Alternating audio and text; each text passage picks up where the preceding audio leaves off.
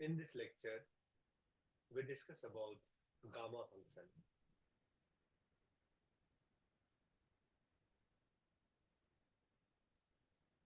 The gamma function was first introduced by Leonard Euler in 1729 as a generalization of the factorial function for non-integer values.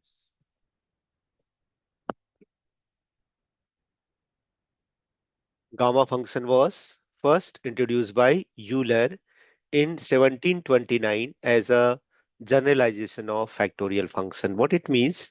It means that suppose we have a factorial of 3, we know what its value is. It is 3 into 2 into 1. If we have factorial 4, we are also able to know what is its value, 4 into 3 into 2 into 1. But if we have given 3 by 4 factorial, so what is the value of this? So definitely we are not able to find out the value of factorial 3 by 4 as a factorial function. So this factorial can be given in terms of gamma function, which was introduced by Euler. Euler used an integral representation to extend the factorial function, but it was later formalized and named the gamma function by Andrine Marie Legendre. Its modern notation, gamma of n, was also popularized by Legendre in the late 18th century. The function is now a cornerstone of mathematical analysis and appears in many areas such as calculus, complex analysis, and physics. Extensions of gamma function such as beta function and the incomplete gamma function have also played significant roles in mathematical developments. Gamma function is called as Euler's integral of second kind. It is called as a Euler's integral of second kind. It is denoted by gamma of n and given by gamma of n is equal to integration of e to the power minus x to the power n minus 1 under the limit 0 to infinity with respect to x, where n is always positive number. Let us see some properties of gamma function because this is the new function which we have defined right now. So let us see some properties of gamma function. The property number 1 is gamma of 1 is equal to 1. So let us prove it how gamma of 1 equal to 1. So we know that what is gamma of n equal to? Gamma of n equal to integration of e to the power minus x to the power n minus 1 under the limit 0 to infinity with respect to x. Let us put n equal to 1.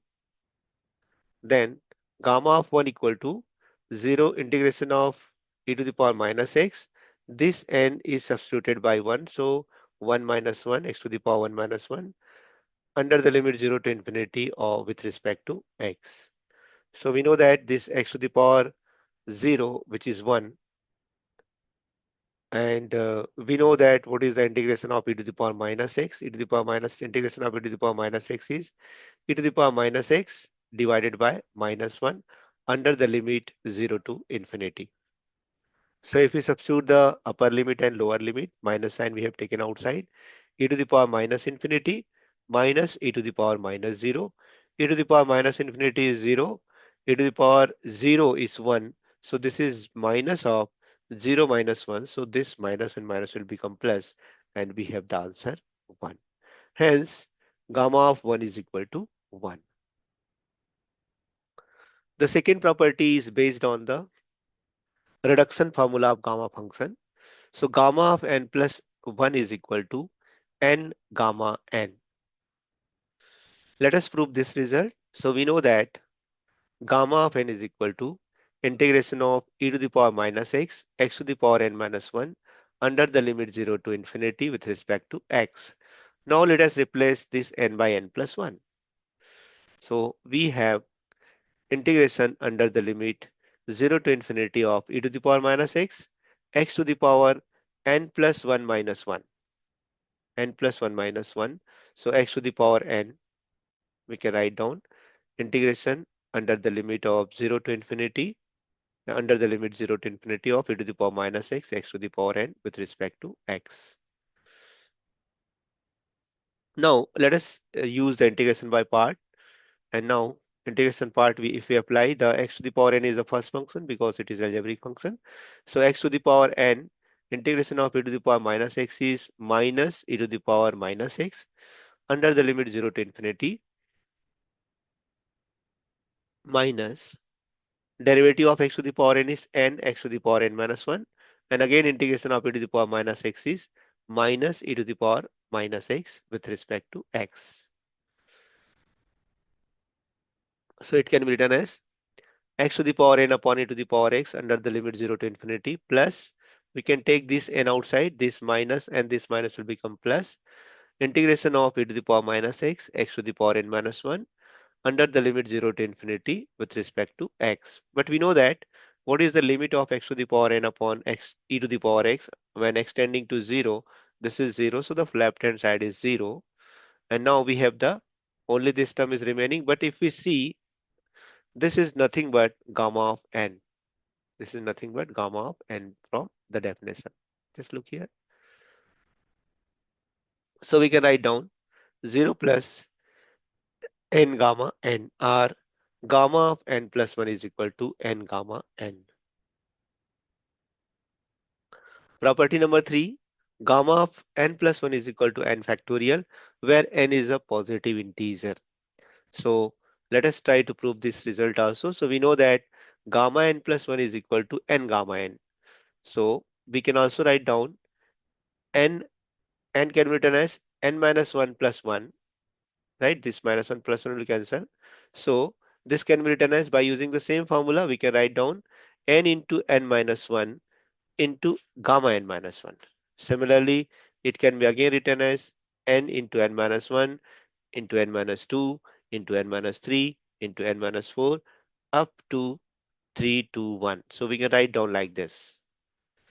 Ultimately, we are able to write down n into n minus 1, n minus 2 into n minus 3 up to 4 into 3 into 1, 2 into 1. So it is nothing but n factorial if n is integer.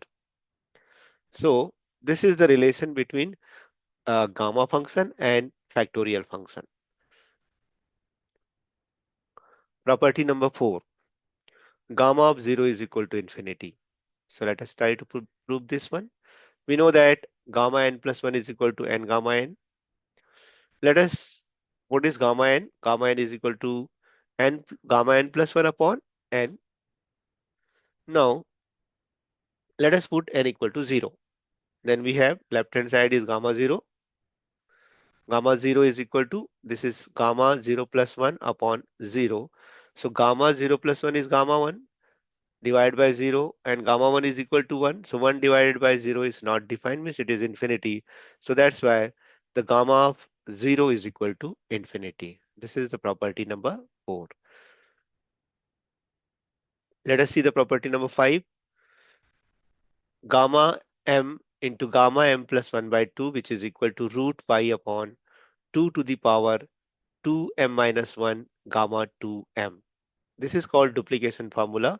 So we are just taking its properties. Property number 6, gamma p into gamma 1 minus p, which is equal to pi upon sine p pi, where p lies between 0 to 1.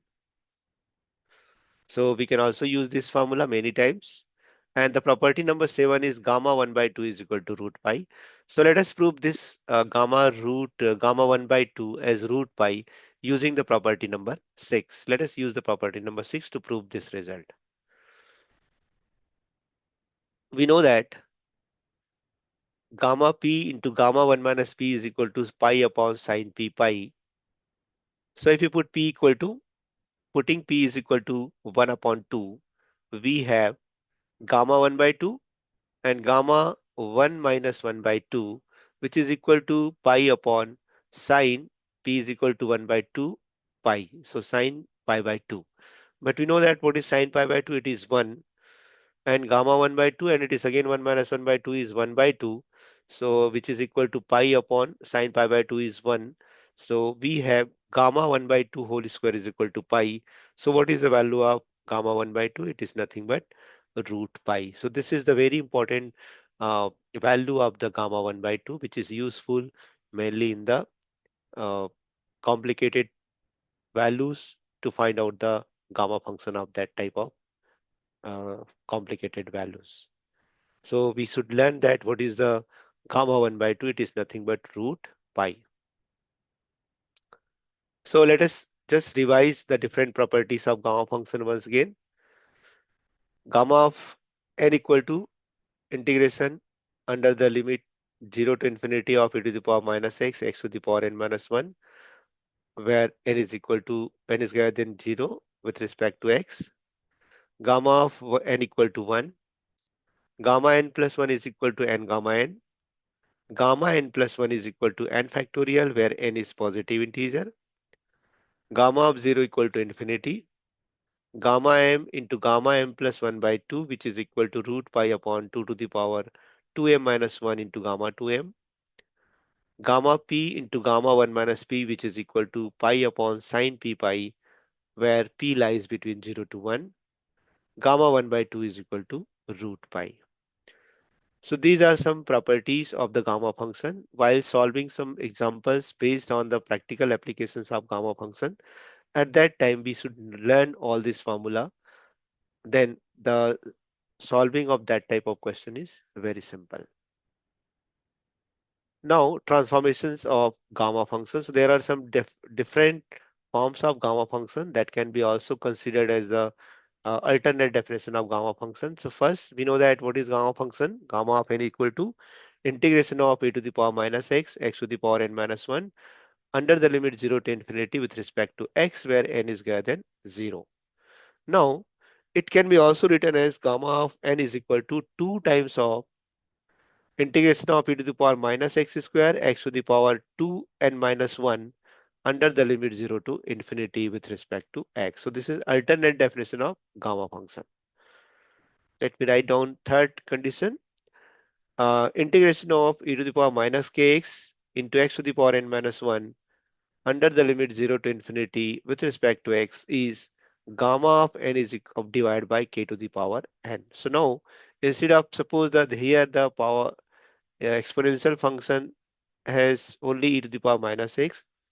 If this e to the power minus x is replaced by kx minus kx, then the power of k to the power n is divided by gamma function. The fourth alternate uh, formula for gamma function is gamma n plus 1 is equal to integration of e to the power minus y whole to the power 1 upon n e to the power minus y to the power 1 by n under the limit 0 to infinity with respect to y. So these are some alternate transformation of gamma function, which is also useful when while solving some numerical problems. And the last one is the gamma of n equal to integration of log 1 upon y whole to the power n minus 1 under the limit 0 to 1 with respect to y. So these are the four different transformation of gamma functions. Now the next question comes that what are the applications of gamma functions? So let us take some applications of gamma function. The first application is extension of factorials. So gamma function is used to calculate factorials of non-integers and complex numbers. The second application is probability and statistics. Gamma function appears in the probability density functions of the gamma distribution, beta distribution, and chi-square distribution. So this is also useful in the probability and statistics. The third application is in physics. It is used in quantum mechanics, statistical mechanics, and the calculation of partition functions. The fourth application is in spatial functions. The gamma function generalizes many spatial functions such as the beta function and the incomplete gamma function. The fifth application is in calculus. Gamma function solves integrals involving exponential and power functions. The sixth application is in complex analysis. It plays a critical role in residue calculus and contour integration. The seventh application is in engineering. It is used in signal processing and control theory for modeling time and frequency responses. The eighth is the machine learning. It appears in the derivation of certain loss functions and distributions. The ninth one is the differential equations. It provides solutions to many ordinary and partial differential equations, especially in boundary value problems. And tenth and the last application of gamma function is in number theory. It related to the Riemann zeta function and analytical property of prime numbers. So these are some applications of gamma functions. Thank you.